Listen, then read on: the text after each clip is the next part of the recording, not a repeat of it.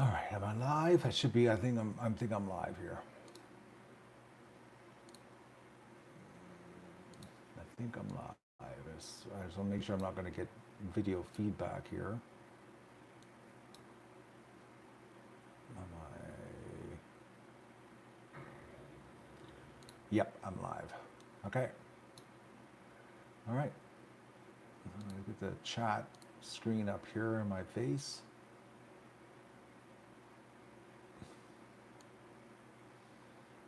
Bear with me, folks. All right. Okay. I'm here.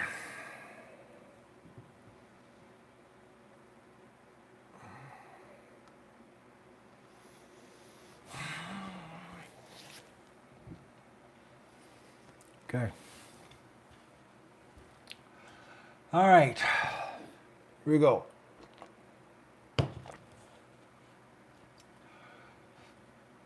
I don't even know where to start. I wanted to do a live stream. I'm pretty dark here, eh? I wanted to do a live stream so that, well, that's better. Because, well, you haven't seen much of me. You've just been seeing Doug updates. I've been hiding behind the camera. And it's time for me to emerge from this hidden space that I'm in, or have been in. I'm not going to lie, it's been really tough, folks. Unbelievable, actually. But I'm not going to lie on that one. It still is tough, but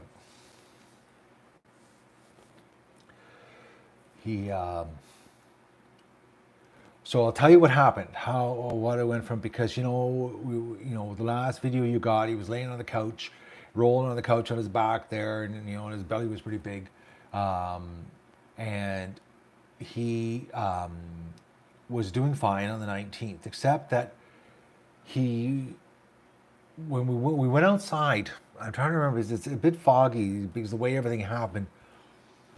On the 18th. He went outside, he went to the bathroom in the bush in the morning, and he had a bowel movement, and he came out and he collapsed. When I say collapse, it means he laid down really fast and just laid on his stomach. And he would lay there for like 4 to 7 minutes what was happening was he was not having any blood circulation because it was all in his belly. And I knew because I looked at his gums and they were like very, very pale. And then he would get up and he would be fine, and it would just come back, and his gums would go pink again. So then he got back in the house and he'd lay around all day on the 18th. And then the night of the 18th, he did it again. It was about 10 o'clock at night. And it was the bowel movements that were giving him the problem. And potentially the tumor was pushing against the bowel movements. We don't know for sure. But also, Andy told me that because of the lack of blood circulation, that the intestinal tract doesn't work that well. And he would start having screwed up bowel movements, everything from diarrhea to heart, everything like that. So then in the middle of the night, it was like 2 in the morning, 3 in the morning, he got me up again. And we went outside to the bush because he was waking me up every night in the middle of the night. I think it was more habit because he goes outside and he had these little tiny microscopic pees. And I'm like, Doug, you don't need to even pee. Like, what are you doing? But I think it was from me getting up in the middle of the night with him when he was agitated that I got him into a habit really, during the hospice, that I got no sleep. I had no sleep, folks, for the whole 17, 18 days. I had no sleep. It was brutal. Taking care of him, waking up in the middle of the night, not getting back to sleep for 2, 3 hours in the middle of the night because you go outside in your house coat and it's like 0 out and you're wide awake. And anyways, so he collapsed again that night. That would have been the morning of the 19th at 3 in the morning. And then he, on the 19th, he was fine. He was but not really, he didn't go to the number 2, but he did number 1, but he never collapsed. And then on the morning of the 20th, we went outside and he was getting very lethargic. And as the video I sent to you there, I did that in the morning, I think around noon. He was on the couch and he'd been staying off the couch because I think the couch, he liked the hard ground, like the rug, because it was taking pressure off inside, and he did the couch a couple times. So it was fine on the 19th with the couch, and then the morning of the 20th, we went outside at 7 in the morning, and he had a little tiny pee, and it was very, very small. And we're talking like he didn't even walk 30 meters, like less than 100 feet. And then he collapsed. This time when he went down to the ground, he actually went down to the ground and fell to his side. But he corrected himself really fast. But he did go down and fall over.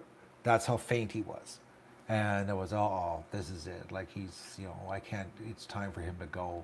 And, but he was like, still very alert. Like he was laying there on the gravel out front, and he was like so alert. His ears were perked up. He was sniffing. You could see his nose going crazy, and he's watching the squirrels and the birds. And even though he was collapsed on the ground, his brain still thought he was completely normal. And like his instincts, he just couldn't control his instincts. They were just another level compared to his physical body. So I came inside and I sent Andy a message that, I think today's the day I got to say goodbye to him. And luckily, Andy, because they had a COVID breakout at the vet hospital, that he only had 2 surgeries in the morning and everything else was canceled. And he came over at 11 in the morning here, and, Doug was laying beside me. I was sitting there on the floor, and he's laying beside me, and he got so excited to see Andy, but he never got up. He was just, doing his woof woof, and his tail was wagging, and Andy had to sit down and pet him because he wouldn't calm down. But he knew he was going. So he did, because he sat beside me. He came over to me. He was laying on the rug, and he came over and sat beside me. And it was like he was saying goodbye to me. So, and then when Andy gave him the sedative, he completely crashed, and like his gums went white, like this kind of white color, which is unbelievable. No blood at all. And then when they were trying to get the needle for the final injection, his blood vessels had collapsed, blood veins had collapsed, and Andy had a hard time getting a vein. And but he went away. He went away very peacefully, no pain. So.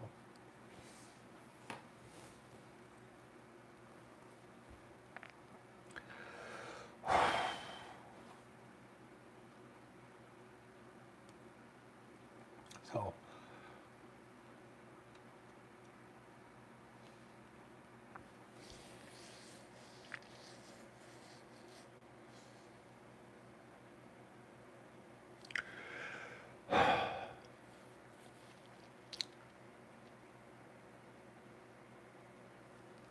hold it together. So I was real lucky. Doug was lucky that we had Andy, because Andy's been giving Doug at-home veterinarian service, non-stop, actually, forever. Doug has always gotten first-class care. Like Andy was, like Doug's personal physician. So, in the last 2 years, Andy is, since the coof came, Andy's been coming here all the time to take care of Doug for everything. Like we've had surgeries in the kitchen floor, and a couple surgeries in the kitchen floor. So, it's been. He had a short retirement, which was longer, but he had the best retirement. You know. You know. Yeah. 2 porcupines, actually, Vicky. You know. He had a challenging life. He worked hard, a lot of injuries. I think of all the injuries he's had, hurting himself, working, pulling joints and porcupines and ripping toes off, and Cancer 5 years ago, actually exactly to the month April 2017, he had cancer, you know, on the side of him there, that skin cancer, you know.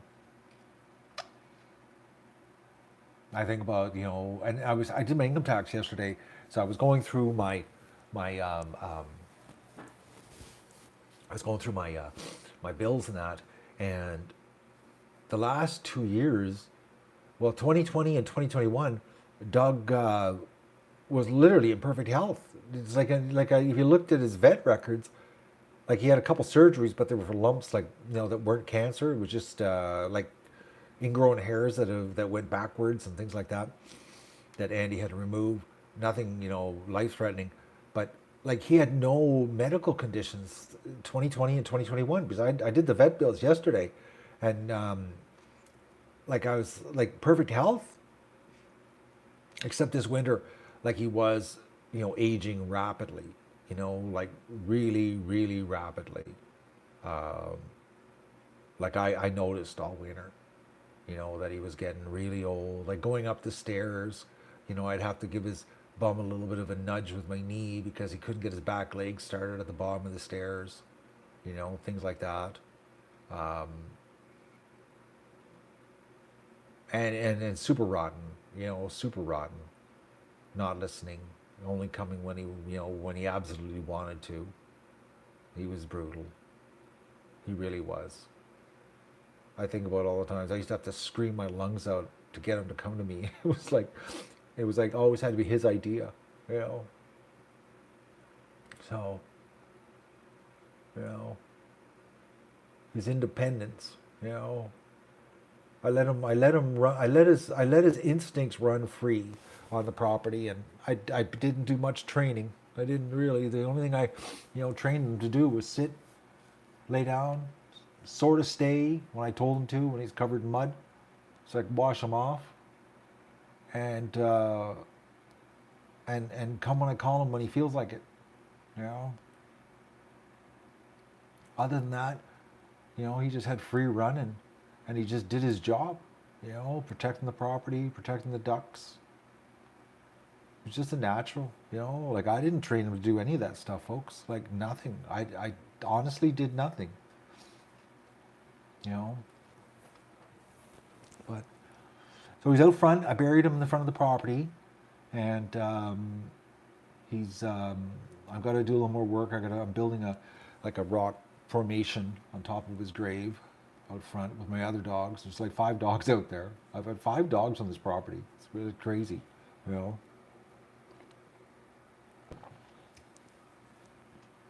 And I thought when I dug his grave, I dug a big hole, 5 feet deep, 4 feet by like over 2 feet wide.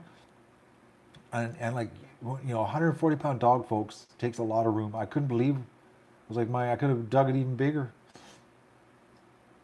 I had to pump the water out because it's spring here and everything's wet, and like the ground's thawing, and like his grave was full because I dug his grave, when I found out the news there 2 weeks ago or 19 days ago, because, as you know, well, not everybody knows, but I'll tell you, like I've got a buyer. I'm selling I'm selling the farm, and I got the news, that I was selling on Monday, and then Tuesday, Doug was really not right, and he was very lethargic all day, didn't do anything, laid, and then that's when I called Andy to come. I said, Andy, you got to stop at the house on the way home. I need to look at Doug.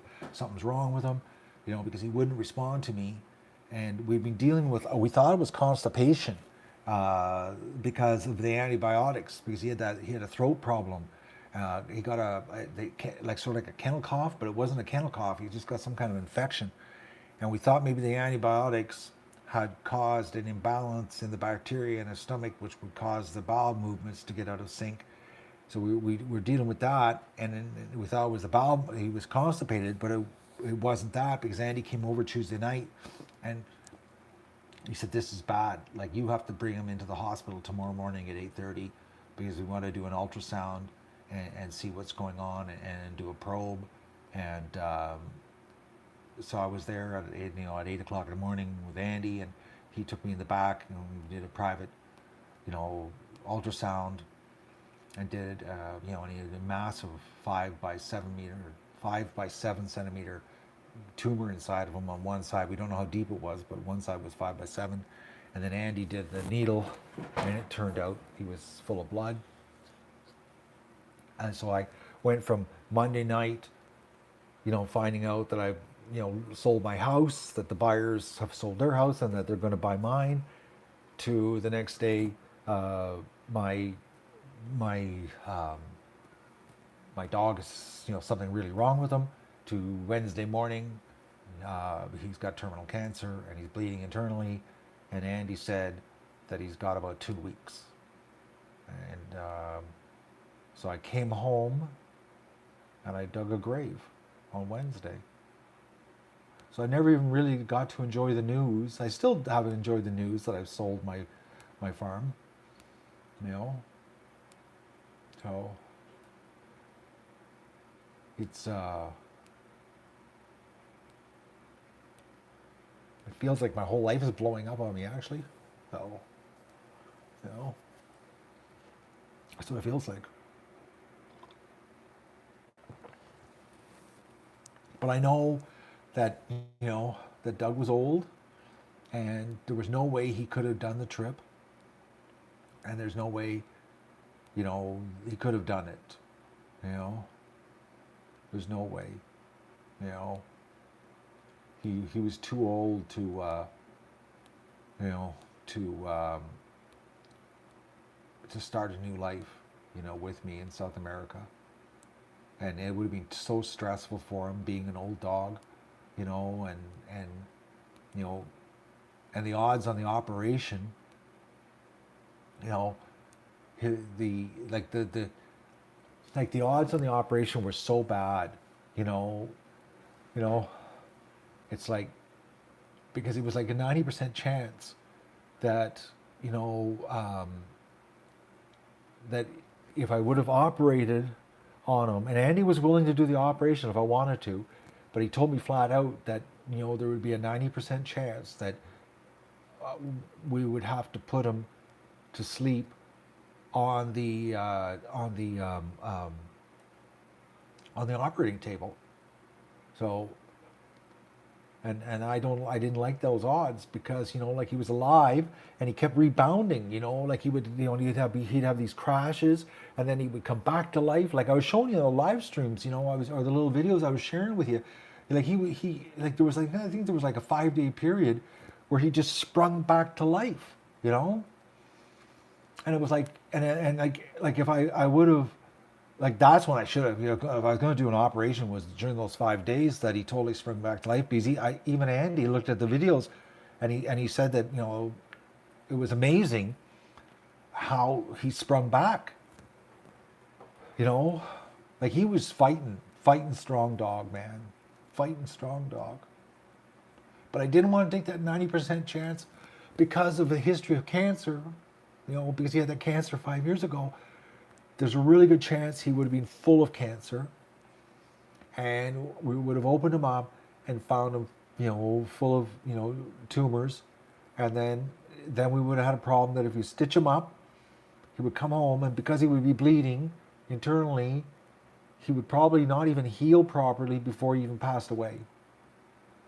And it would be like, it would have just sucked to have him home with a big giant incision in him, knowing that he could just bleed out and die any time, and it would be like just a shitty way to go out, So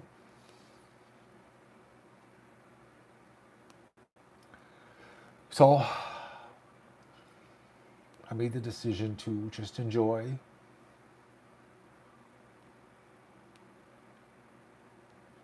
its last days. And did a hell of a lot of crying. Oh man, it was 18 days of hell. I know it was not good. Oh. But he didn't suffer. That's the important part, because I had him on the painkillers at the first, because I thought he needed them because he was doing a lot of groaning and moaning, but the painkillers were causing a problem with his bowel movements, and I had to take him off that because he refused to eat vegetables. He was only eating meat. That's the only thing he would eat was meat, and he wouldn't eat anything. Like no matter what I cooked, one night I did hand feed him parsnips covered in chicken fat, and he only ate maybe about 10 pieces, and I had to hand feed him like it was meat to him. All he wanted was raw chicken, and it's like, and then when I opened up the fridge door, he'd always have his head right in the door, like he was like his excitement for his food was right to the end, like right to the end, like he didn't. It's like his brain didn't know what his body, was doing. But he hung on. But he couldn't have done it. He couldn't have, even if this wouldn't have happened because of his age. It would have been so stressful taking him on this next chapter of my life, of leaving the country, because it's so difficult to move.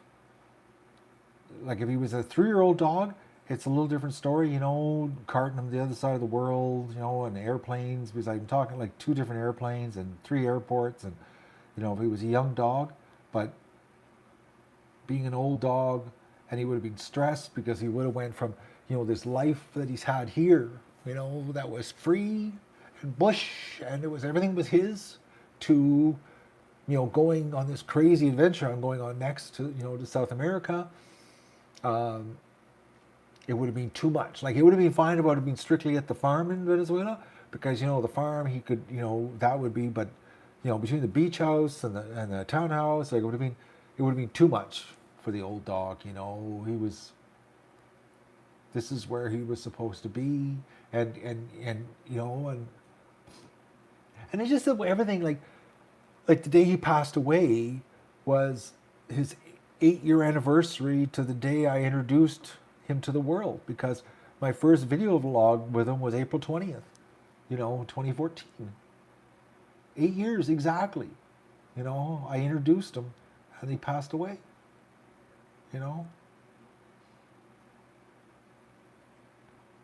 And he's immortalized. The dog's, thousands of videos of him and everything. I've even watched, actually, I last night I watched a bunch of videos, and I actually could watch them without crying. So it made me happy watching them, because I'd forgot how crazy he was when he was a pup. Because as he got older, he became more of a disciplined working dog, less play and more protect the yard. But it was like, I think a lot of it was because he was lazy. But, so he just did the working part, But when he was a pup, he had a lot of play in him. And I was looking at some young videos there when he was younger, and the dog was, my God, he was full of life, He was meant. What he did here for the 8 years and 3 days that he was here was exactly what he was supposed to do with his life. Because he was a natural, because I didn't train him. I didn't teach him anything about the ducks, or, the fact that he could, understand duck language and react to them, and, and he knew, what was bad and what was right here, like I don't know how this dog knew this. Like how our Canada geese are allowed to fly in, but crows, hawks, owls, eagles, not allowed to fly in. Seagulls, they're all bad, but a Canada goose can fly in. You know what I mean? Like, how does a dog know the difference? Like,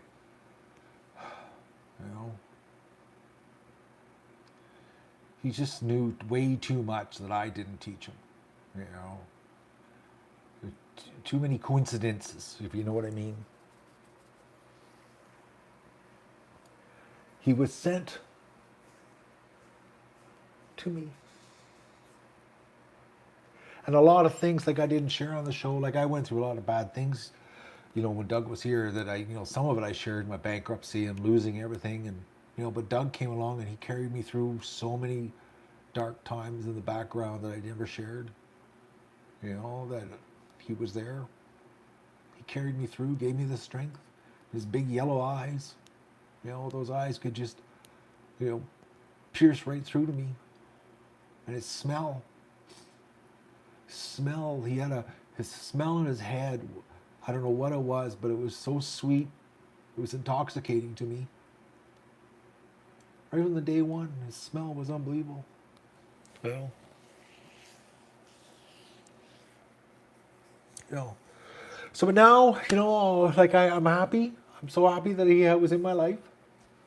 I'm lucky. I'm a very lucky guy to have a wonderful animal like that, to help me be my partner. And, you know, he helped me, make money on YouTube so that I could, pay for my bankruptcy and save my home, because if it wasn't for, him helping me say, with the ducks, and helping me with the show, I couldn't have saved my home, which I'm now selling, and I'm going to go start a new life, So, of all the animals I've had in my life,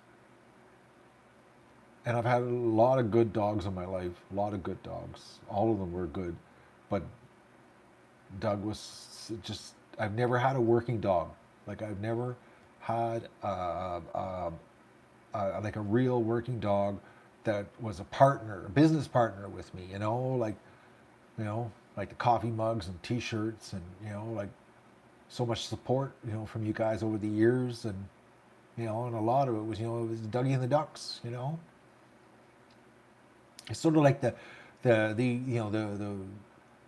old Yeller, Lassie type thing, but and it's like, and if it wasn't for his size, he wouldn't have been such a big thing on the screen. But he didn't look as big on video that he was in person. Trust me, in person, he was a horse. 140 pounds of horse. Like when his head was bigger than my head. Type big, and the biggest dog I've ever had. Like. Which he looks small on video. That's the crazy part. It's like when you saw him in person, you saw him on video, are two different things. Oh. So now I got to go on my next chapter of life. Yeah, 100. Something. I thought he was losing weight because when I was at the vet, with the day Andy did the ultrasound, I weighed him and he was still 140 pounds. It was like, I thought for sure he was losing weight. He was still big. That's a big dog, 140 pounds. It's a horse. I know when he's laying on the bed, he was Velcro because you couldn't move him. Well. So my next chapter in my life is I'm selling my farm, and Tuesday, the buyers are coming up. They're going to be here for 2 days, and I'm teaching a bunch of duck stuff and farm, and we're getting the garden ready, and we signed the agreement for the sale. And June the 3rd, I will no longer own this property anymore, and I'm going to be here helping them for a little while. Because I'm actually going to be sleeping in the garage, apartment above the garage. And I'm going to be teaching them how to garden and how to take care of animals. And they're doing ducks and chickens. This property was exactly what they were. It was exactly what they were looking for. Like exactly, like everything that this property is exactly what they wanted. And so I've just got to show them how to use it all, and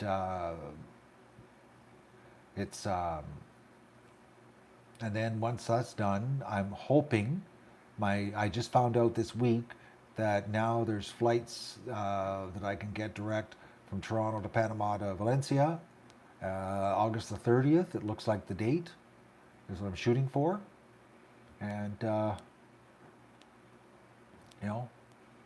and I'll be in Venezuela. So And the people that are buying the property are really nice people.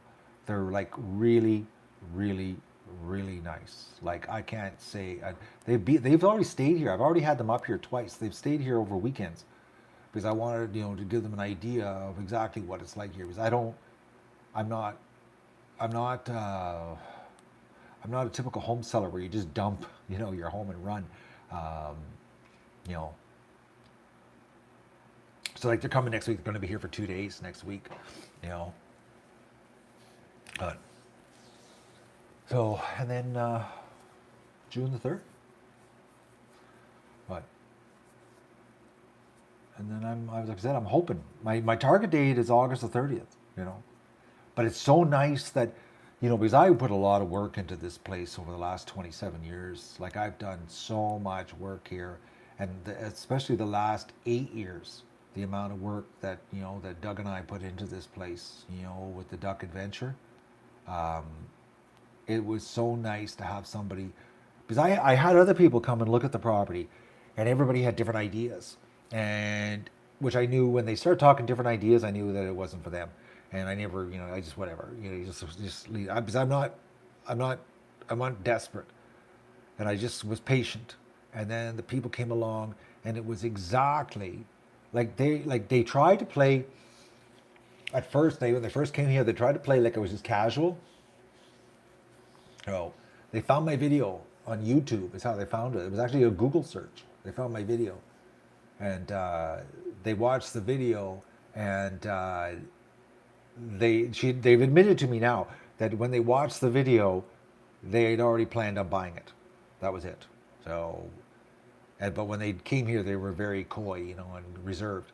But they admitted to me that they had made the decision to buy even before they came here, because the video I did showed everything, and it was exactly what they were looking for. They wanted to, they wanted to have a place that could grow and raise their own food and be away from the city, and so. And they're, like I said, they're really nice people. Younger, they're like 40, No. Moving from the big city, Southern Ontario, So let's see if I have any questions here. I'm doing pretty good at holding this together here, folks. I'm quite proud of myself. I thought I'd be just a ballin' idiot. My home in Venezuela, how's it been going? Well, it's just sitting there. They did all the painting, got everything cleaned up, and then the coof, and it's just been sitting waiting for me. Gets checked on. What you call it? Abram and Aurelie, they're checking on it. My battery in my truck went dead, and they had a new battery in my truck for me. My beach house, Sandy keeps sending me messages that he wants to cut all the brush down because it's growing like crazy all around my beach house. But it's all up there, and I keep getting pictures of the farm. They're cutting the grass and keep everything in, because up there everything grows like absolutely nuts. So they got to stay on top of it.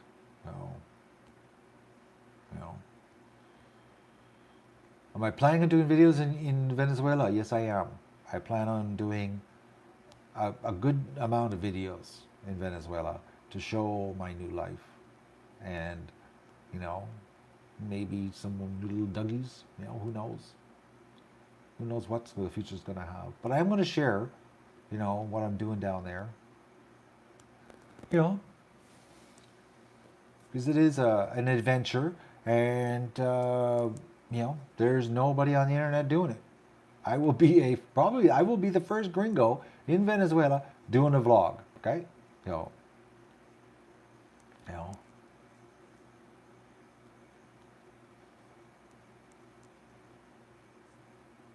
I'm going to the mountains. I'm going to be setting up, gardens, and and I am going to be doing some animal, husbandry up there. But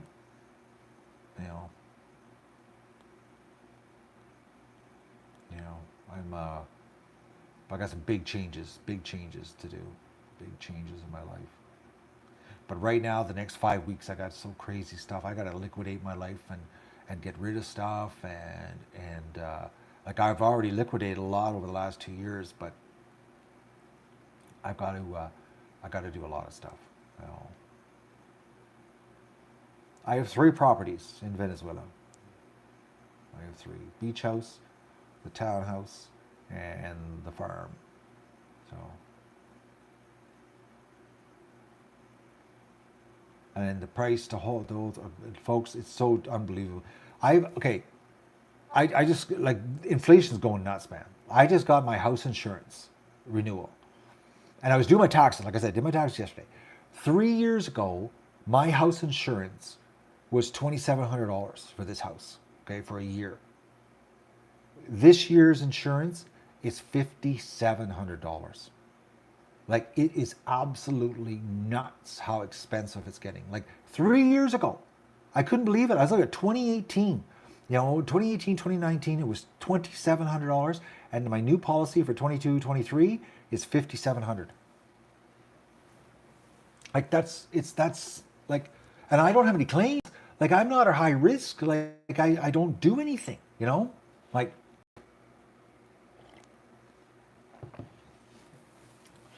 It's absolutely nuts. And property taxes are up like 15%. My power, I'm waiting for this year. Well, I won't be here, but hydro's, yearly price increase on hydro is going to go up, because it's a 1 year thing the way they do it here. But it's absolutely crazy. Where, give you an idea, like I got three properties sitting in Venezuela, and to carry those 3 properties for the last 2 years, because I haven't been there in 2 years, okay?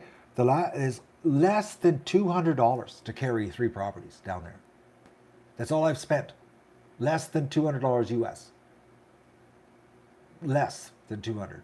Like, I just renewed my insurance on my truck, and my insurance went up. It's $12 a year for my truck down there.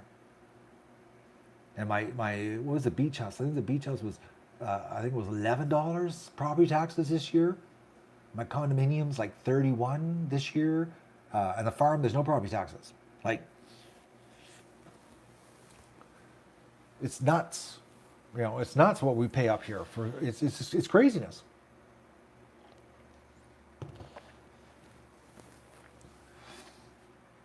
And their food's cheaper too, because I get prices on their, like their chicken. Like, chicken's half price compared to what we pay for chicken here. Like, it's good. It's getting nuts. It's going to get nuts here.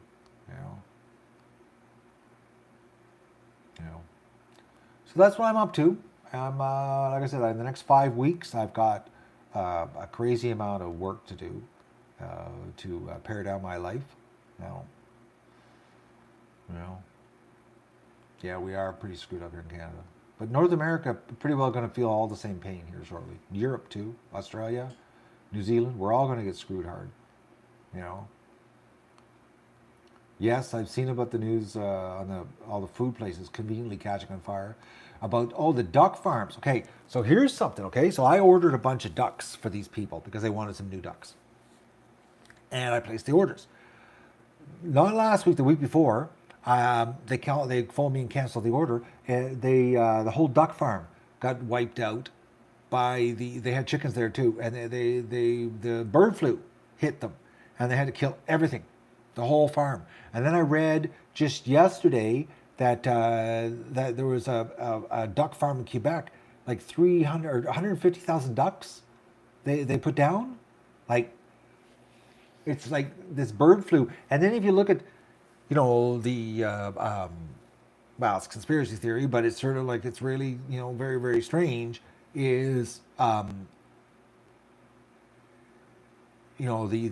I don't want to get into it anyways. But it's just, the path of this, put it this way. I'm looking at the map on the bird flu, okay, about how, the path it's taking up North America. And it matches the migratory route of the birds, okay? And then, back, last month there, when the biolabs in the Ukraine, And Russia came out and said that they were experimenting with migratory birds with a virus they discovered in one of the biolabs. And then a month later, on the migratory path in North America, all of a sudden, all these farms start getting the bird flu. And I'm like, what are the odds of them discovering that virus in the biolab that they were, attaching to wild birds, and then it happens here? And then if you look at, 2 months ago, 6 weeks ago, it started in England. The birds were getting taken out, and it's like England springs earlier than ours for the migratory birds to be coming in. So like, are these birds purposely being sick? Because this bird flu has been around for decades. And why is it all of a sudden exploding straight up the continent in a path? And it's strange, like here, none of my birds are sick. And I got Canada geese here, they're mixing with the birds. And like, I got, like I'm not having any problems here yet so far, like, yeah, it's a different kind of warfare. I agree with you, Tracy. You know. And another thing too. Here's the thing: the guy I actually phoned the farmer that lost what you call it, the farm in Southern Ontario, the one where I bought the ordered the ducklings from, and I actually phoned him up because I said, like, what happened? I talked to the guy. And it turned out his chickens were sick first, and they stopped laying eggs. But the ducks were fine. And they did a test. The vet, they called the vet, and the vet came and did a test. Now, they probably did that PCR test, because that's what I heard they're using. And it turned out the chickens were infected with the bird flu, but the ducks weren't sick. Like, the ducks were still laying. They were totally normal. The geese were totally normal. But because they were on the same farm as the chickens, they killed everything. And when he told me flat out, he says that they noticed, like, because they're on the same farm, and he goes, the chickens were sick, but the ducks weren't. And I know from experience here, the last 10 years dealing with ducks, they're a really hardy bird. Like, they're really, really hardy. Like, you just don't get sick ducks. They have an amazing immune system, much stronger than a chicken, because they're not as hybrid. They're have a lot more of their wild roots. So like, and plus another thing too, you can't give ducks antibiotics. Like, you can't give them antibiotic feed. So it's like, they got a very specific antibiotic that they can have. But it's like, but he said flat out his ducks were fine, and he says, you said you probably won't have any problems at your place with your ducks. But he goes, chickens, different story. He says their chickens were dropping, and they were, the egg production had gone, and he had another farm, which is a meat duck farm, and he says they're fine there. But the government, first it was the vet tested positive for the PCR test, and then they called the government in, and the government ordered everything killed. So,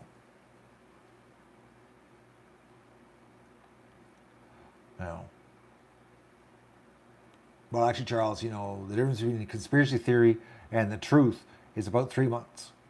So, my properties in Venezuela are paid off. I paid cash for them. It's very cheap to buy down there.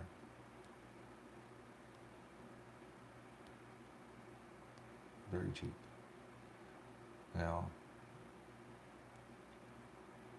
But the food, folks, stock up in food. Stock up in food. Like, seriously, stock up in food. Lots of food. Can't stress that enough. Buy, like, more than you can. You just keep piling it at home, because it's going to get bad. The food plants and what's going on, and the fertilizer shortages, and the crops not getting planted. Yeah, learn some skills too. Yeah. More than just surfing the internet.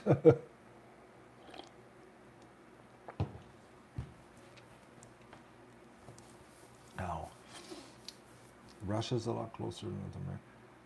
Russia's not our threat, folks. It's our government. Our own government is our problem.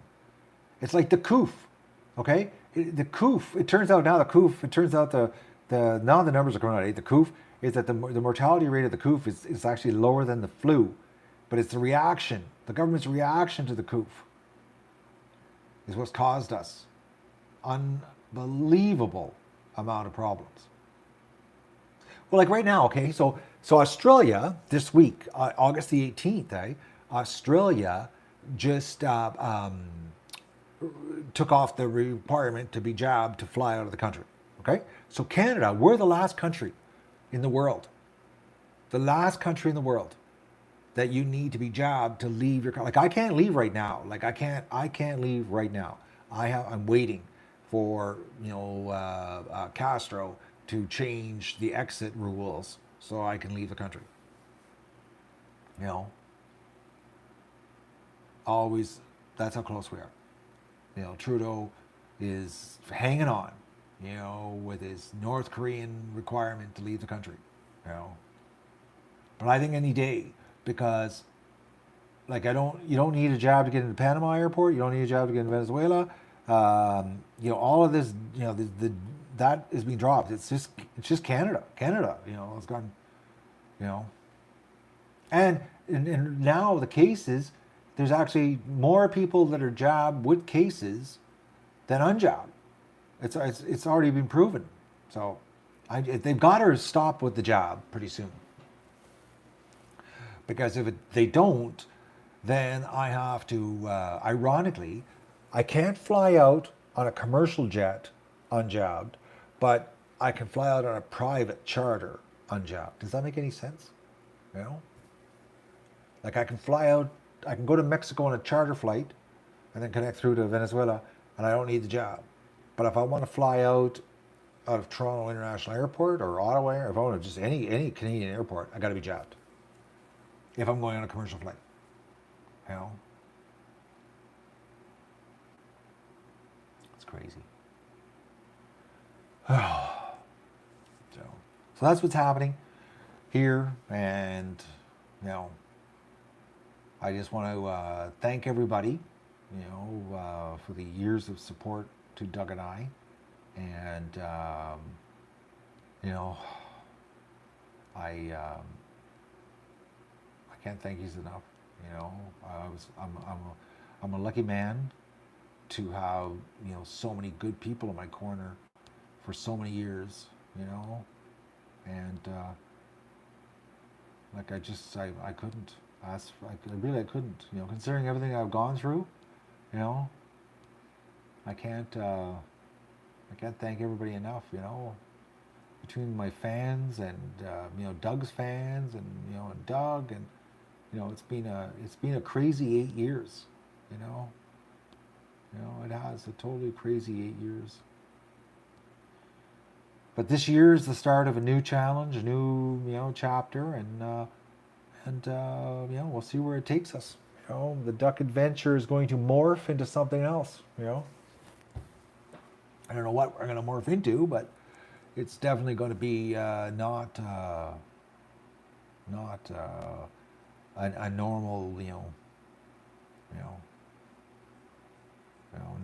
a normal. How would you say? It's not going to be a normal YouTube channel, put it that way. You know, like I said, I don't know of any other gringos doing vlogs from Venezuela, so it should be pretty unique. You know, who did I contact to get property in Venezuela? I got it on a plane, and I went there, and I looked around. That's how you do it, Ken. You can do it online, but you're going to pay triple more, at least triple. No. No. No.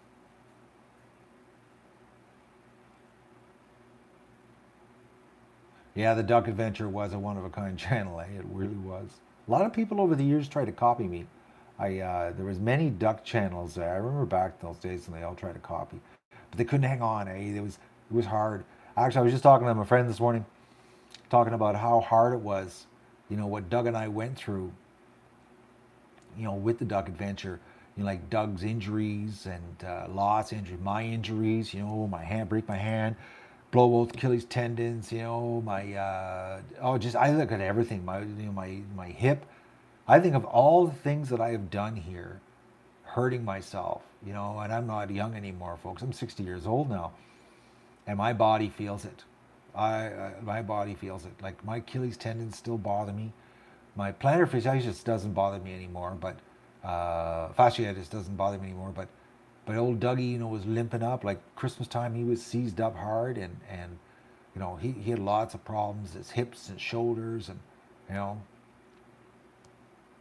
it you know, the duck adventure was physically brutal on Doug and I, and I'm sort of happy that chapter's over because my body couldn't keep doing it, and Dougie couldn't. He couldn't do it at all.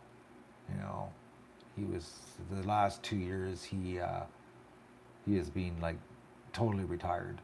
I didn't let him work. I didn't let him work. I didn't let him run and do crazy stuff because he was just getting too old. You know, I controlled his enthusiasm. For running like a mad dog.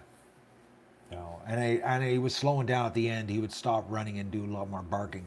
He would go to the edge of the lawn and bark instead of run into the bush like a crazy dog like he did before. So he knew his limit was happening. So the both of us are getting too old for that.